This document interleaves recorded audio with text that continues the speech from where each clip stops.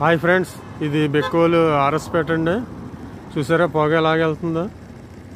ఇది ఆర్ఎస్పేట అండి. ఇలాగా పొగ ఎలాగ వెళ్తుందో చూడండి. లైటింగ్లో ఇంతకు ముందు కనబడింది కదా, ఈ పొగ నా మీద కూడా వస్తుంది. పొగ అంటే ప్లాస్టిక్ పొగ నేను పీలుతున్నాను. ఎవరన్నా పీలుతారు. ఈ దారంట అలాగా ఎవరైనా పొగ పీల్చుకుంటూ వెళ్తారు. ఇప్పుడు ఈ పొగ ఎంత నేలబారిన వెళ్తుందో మీరు గమనించండి. ఎంత నేలబారిన వెళ్తుందో చూడండి. ఈ పొగ అంతా ఆర్ఎస్పేటల్లో అందరూ పీలుతారు. ఇక్కడ నాకు తెలిసిన వాళ్ళు, ఫ్రెండ్స్, ఇంకా చుట్టాలు ఉంటారు. అన్నయ్య, బావ అని పిలిచిన వాళ్ళు ఉంటారు, తమ్ముడు, ఇంకా బోల్డ్ మంది ఉన్నారండి ఫ్రెండ్స్. వాళ్ళందరూ ఈ పొగ పీలుతూ ఉంటారండి.